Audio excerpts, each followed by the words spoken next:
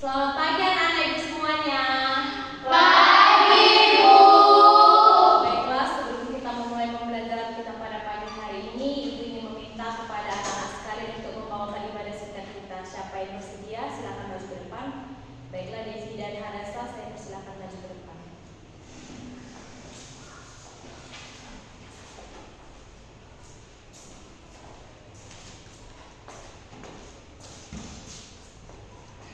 Kita bernyanyi dari film Jemaat nomor 453, Yesus kawan yang sejati. Yesus kawan yang sejati. 3 ayat. Yesus kawan yang sejati, bagi kita yang lemah, tiap hal boleh dibawa dalam doa padanya. Oh, betapa kita susah dan percuma berlelah bila kurang pasrah diri dalam doa padanya. Kita segera doa. Terima kasih Tuhan Yesus untuk penyertaan pada hari ini, sehingga kami boleh memulai aktivitas kami dalam proses pembelajaran.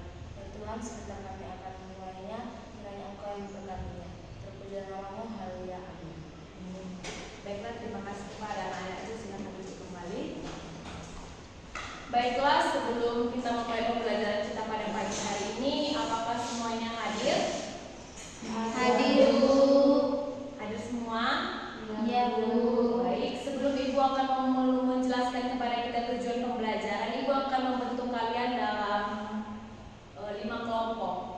Baik, Elsa Sipayung dengan Keisha Simanjunta, Hadasa dengan Priscilla, Devi Simanjunta dengan Dewi, Elisa dengan Natasha Sinaga. Oke, silahkan membentuk kelompok. Baik, jika kalian sudah membentuk kelompoknya, tujuan pembelajaran kita pada pagi hari ini, Ibu harap yang pertama kalian mampu menyebutkan sekurang-kurangnya 3 sifat Yesus yang bisa kita teladani di dalam kehidupan kita sehari-hari. Yang kedua, Ibu berharap kalian bisa menjelaskan mengapa sifat-sifat Yesus ini menjadi sorotan ketika pada zamannya, sehingga kalian bisa menjelaskan mengapa Yesus dibenci pada pemerintah agama pada sejamannya. Yang ketiga, Ibu berharap kalian mampu menjelaskan berasal dari mana sumber kekuatan Yesus sehingga dia bisa memberikan teladan atau contoh kepada kita. Dan yang terakhir, Ibu harap kalian mampu bisa mempraktekkan hidup yang meneladani Kristus. Baik, sebelum kita memasuki pembelajaran kita yang pertama sekali, mari kita baca dulu judul kita pada pagi hari ini. 1, 2, 3 ya. Yesus teladanku. Ya, Yesus teladanku. Di sini ada sebuah puisi. Ibu mau salah seorang dari kalian dapat membacakan ke depan. Untuk Elisa, silahkan maju ke depan untuk membacakan untuk kita semua.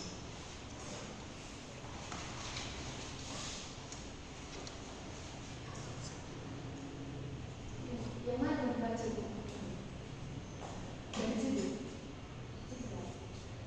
Bahasa Inggris sama bahasa Indonesia. Why I hate religion but love Jesus? Atau mengapa saya membenci agama tetapi mencintai Yesus? Bagaimana bila aku katakan bahwa Yesus datang untuk menghapuskan agama, dan hanya karena kamu menyebut orang lain buta, tidak dengan sendirinya membuat kamu memiliki penglihatan? Maksudku, bila agama begitu hebatnya, mengapa agama menimbulkan begitu banyak peperangan? Mengapa agama membuat orang mendirikan gereja-gereja yang besar tetapi gagal memberi makan kepada orang miskin? Agama mungkin mengajarkan kasih karunia, tetapi praktiknya malah berbeda. Mereka cenderung mengejek umat Allah. Mereka melakukan itu kepada Yohanes Pembaptis. Mereka tidak bisa memecahkan masalahnya, jadi hanya menutupi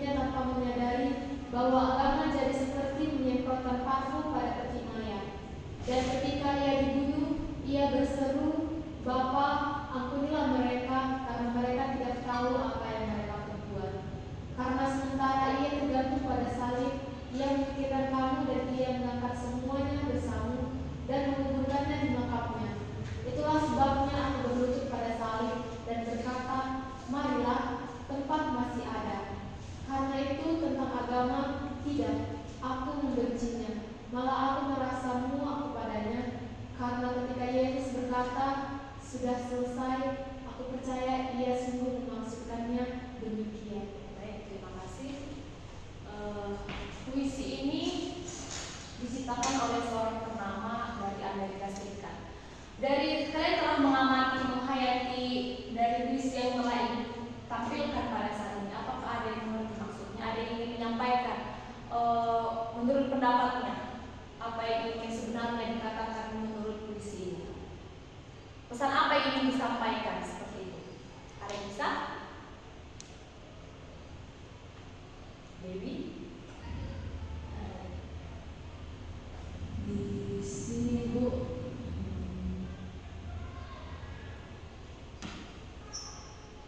di sini ditekankan kalau agama itu jadi media menghakimi semua manusia, karena pada dasarnya Yesus itu sebagai representasi dari kasih. Jadi sebenarnya harus masih namun sekali perempuan melakukan laras dan menghakimi karena merasakan benar. Ya. Ada yang lain? Berarti semua sependapat dengan Dewi ya. Iya, seperti yang kita tahu, mengapa ada banyak agama di muka bumi ini. Bahkan di Indonesia ini pun ada beragam agama. Jadi yang ingin dikatakan di sini adalah seringkali ketika kita memasuki sebuah gereja, bahkan yang kita temui sebenarnya aturannya banyak, ininya segala macamnya banyak. Namun mereka tidak peduli kepada jemaat yang miskin. Jadi dikatakan di situ adalah seperti menyemprotkan parfum pada peti mayat. Jika menyemprotkan parfum pada peti mayat ini seakan-akan peti itu wangi, namun ketika dibuka isinya kosong. Seperti itu. Nah, selanjutnya untuk bahan diskusi yang akan kalian diskusikan bersama teman-teman kalian, ya, hal apa saja yang kalian anggap mengejutkan dari puisi Jonathan Bethke yang tadi? Pasti setiap kelompok memiliki pendapat yang berbeda-beda dan ada hal yang mengejutkan dari puisi tersebut. Jadi ibu harap kalian setiap kelompok memberikan satu hal mengejutkan yang kalian temukan atau hal baru yang mungkin bisa kalian dapat dari puisi yang telah ibu tampilkan tadi. Itu yang pertama. Lalu kita akan bahas apa sih perbedaan beragama dan mengikuti Yesus. Ada yang mengetahui apa perbedaan beragama dan mengikuti Yesus? Ada yang tahu? Natasha? Elsa kasih payung. Ada yang mengetahui apa sih perbedaan beragama dan mengikuti Yesus? Ada yang tahu? Kalau tidak ada yang tahu supaya saya jelaskan. Iya, silakan Dewi. beragama artinya mengikuti sebuah agama walaupun bukan manusia. Ada aturannya juga manusia, posisi memahami manusia sendiri. Sedangkan mengikuti Yesus itu lebih ke keputusan dan hati nurani, yang mana ini lebih dalam ke spiritualitas masing-masing. Iya, benar sekali. Jika dikatakan beragama, jika seseorang beragama belum tentu dia mengikuti Yesus. Dikatakan beragama belum tentu dia mengikuti Yesus, tapi jika dikatakan mengikuti Yesus sudah pasti beragama. Iya. Nah, ibu tadi sudah membagikan kalian kelompok. Nah, ini untuk tugas kelompok 1. Kelompok 1 silahkan dicatat. Yesus peduli dengan yang menderita. Silahkan baca kitabnya dari Markus 1 ayat 40 sampai 45. Lalu ini, coba diskusikan dua sifat apa yang kamu tunjukkan tentang Tuhan Yesus di dalam Markus 1 ayat 40 sampai 45. Sudah? Kelompok 1. Kelompok 2. Yesus dekat dengan mereka yang dikucilkan atau disingkirkan. Silakan buka kitabnya dari Yohanes 4 ayat 5 sampai 13.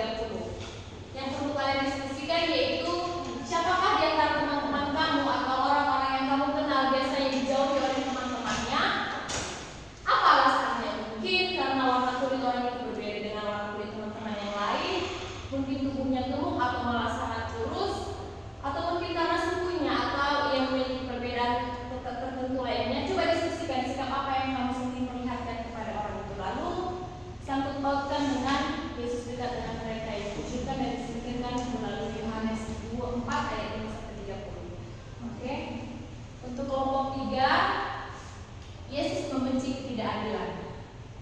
Yang perlu kalian kerjakan yaitu amati keadaan sekitar kamu. Hal-hal apa saja yang menurut kamu dapat dianggap sebagai ketidakadilan? Apa kira-kira yang akan membuat Tuhan Yesus menjadi marah? Silakan landasannya yaitu dari Matius 21 ayat 12 sampai 13. Sudah? Kelompok 4, Yesus membenci kemunafikan. Yang perlu kalian kerjakan yaitu kemunafikan apakah yang sering kamu temukan dalam kehidupan sehari-hari. Munafik berarti suka menilai orang lain dan menganggap orang lain tidak sebaik dirinya. Pernahkah kamu bersikap seperti itu terhadap orang lain? Pelajaran penting apa yang kamu peroleh dari bagian ini untuk dirimu sendiri? Doa yang diucapkan oleh Farisi seperti yang digambarkan oleh Tuhan Yesus dalam Lukas 18 ayat 11 sampai 12. Landasan Alkitabnya dari Matius 7 ayat 3 sampai 5. Oke? Untuk kelompok terakhir, Yesus berdoa kepada Bapaknya. Iya, Tuhan Yesus selalu menyisihkan waktu untuk berdoa kepada Bapaknya di surga menjelang kematiannya.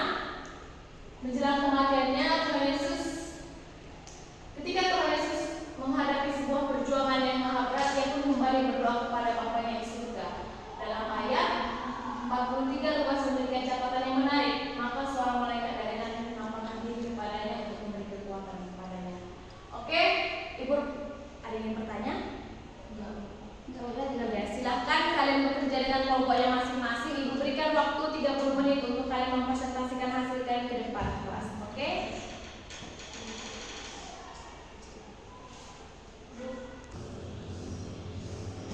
Baiklah, apakah ada kendala dalam mengerjakan tugasnya? Apakah ada yang bingung? Tidak. Tidak ada. Apakah semua sudah selesai? Sudah. Oh, belum, ada yang belum. Bagi yang belum silakan cepat dikerjakan, akan segera kita presentasikan.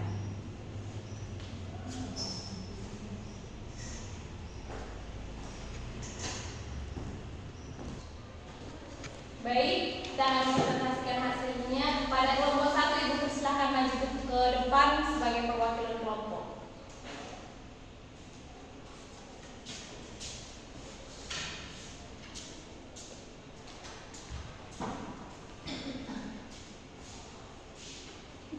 Baik, di sini saya akan mempresentasikan hasil yang saya dapat. Apa saja yang kalian anggap menunjukkan dari puisi Jonathan Berger? Yang saya dapat yaitu agama dianggap sumber masalah bukan solusi. Dalam puisi disebutkan bahwa agama sering menimbulkan perang, kemunafikan, dan menghakimi, padahal seharusnya mengajarkan kasih dan karunia. Ini cukup mengejutkan karena agama biasanya dipakai sebagai jalan menuju kebaikan. Ya, lagi.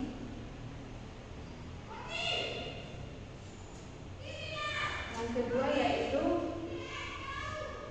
Yesus peduli dengan yang menderita yang tertulis dalam Markus 1 ayat 40 sampai 45. Dan dua sifat yang saya temukan dalam ayat tersebut yaitu yang pertama, Yesus penuh belas kasihan yang tertulis dalam Markus 1 ayat 41. Maka tergeraklah hatinya oleh belas kasihan, lalu ia mengulurkan tangannya menjamah orang itu. Yang kedua, Yesus berkuasa menyembuhkan yang tertulis dalam Markus 1 ayat 42. Seketika itu jugalah lenyaplah penyakit kusta orang itu dan ia menjadi baik. Baik, dan Terima kasih. Kita berikan apresiasi. Nomor 2.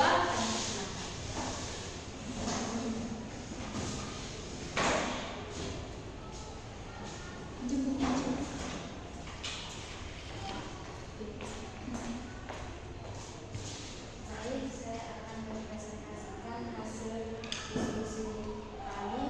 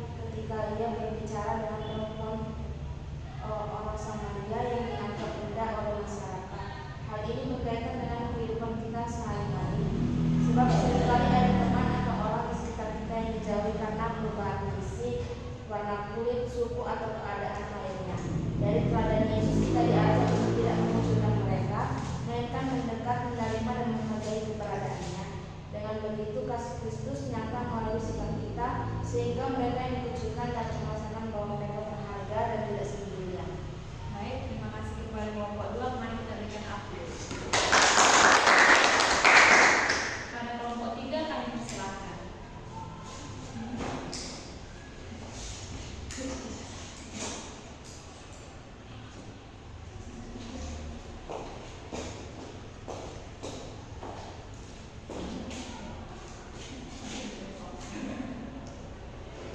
Hal yang juga dari visi siapa ini?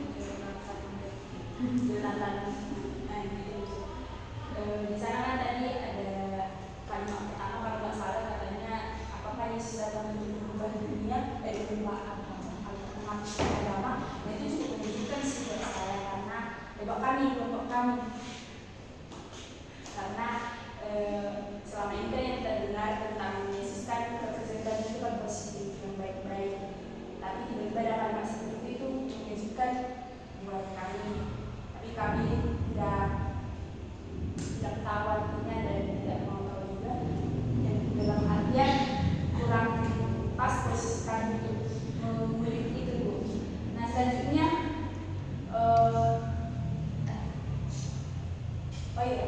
keadaan di sekitar yang dianggap seperti tidak ada yang paling umum yang terjadi adalah jika seseorang mengklaim hal yang bukan miliknya, itu merupakan satu bentuk tidak adil seperti mencuri, berzina atau suap korupsi gitu. Nah, apa yang kira-kira akan membuat Yesus jadi marah? Nah ya, yang membuat Yesus jadi marah itu ya ketidakadilan, karena di Matius 21 ayat 13 di sini katakan Yesus masuk ke bait Allah dan mengusir semua orang yang menjual di halaman bait Allah, yang memberikan meja-meja bertempat uang dan bangku-bangku pedagang merpati, dan berkata kepada mereka, ada tertulis rumahku akan di situ rumah doa, tetapi kamu menjadikannya sarang penyamun. Nah di sini ceritanya Tuhan Yesus menunjukkan emosi marah. Karena apa? Karena bait yang seharusnya menjadi tempat ibadah untuk menjadi tempat perdagangan, mereka memulai yang bukan itu. Baik, terima kasih kepada kelompok 3. Mari kita berikan kelompok 4 yang persilahkan.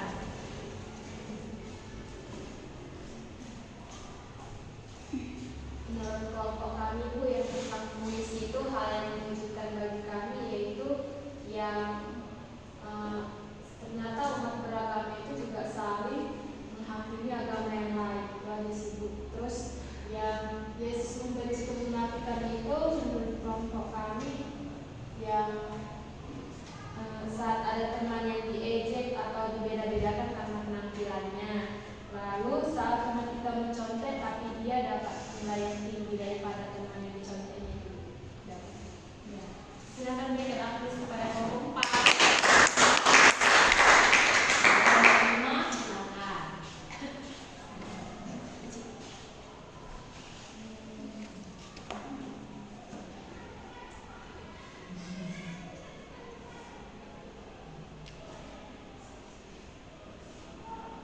Yesus berdoa kepada Bapaknya di taman Getsemani, terdapat pada Lukas 22 ayat 39 sampai 43. Di sini menunjukkan bahwa ketaatan dan ketergantungan kepada Allah dan malaikatnya dapat menguatkan setiap umatnya.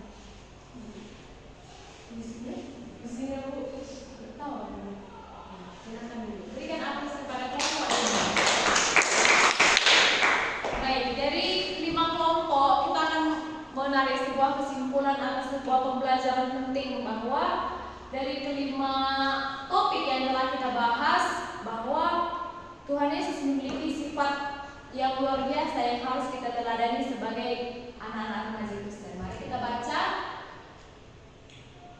kita baca berikut. 1, 2, 3 ya. Mari mengikuti teladan Yesus dalam kehidupan sehari-hari, yakni dengan cara 1. Yesus pergi dengan yang menderita. 2. Belajar menolong teman yang sedang kesusahan atau kesulitan, meskipun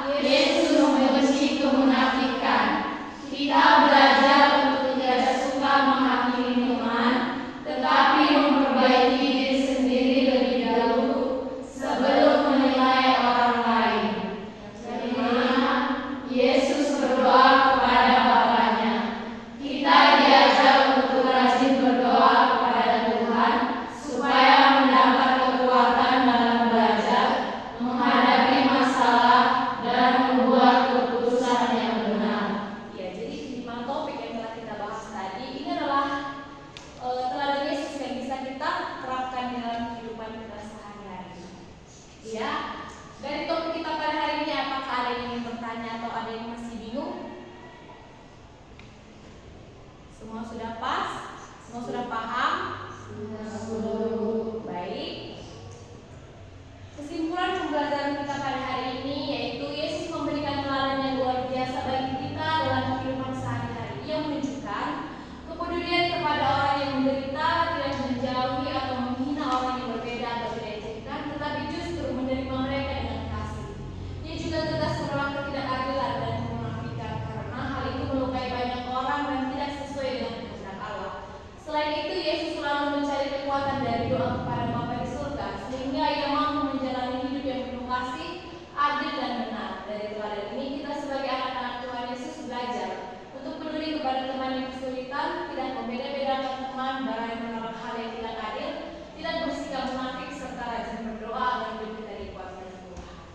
Ya, sekian pembelajaran kita pada pagi hari ini. Kita akan menutupnya dengan doa dan nyanyian. Siapa yang bersedia silakan maju ke depan.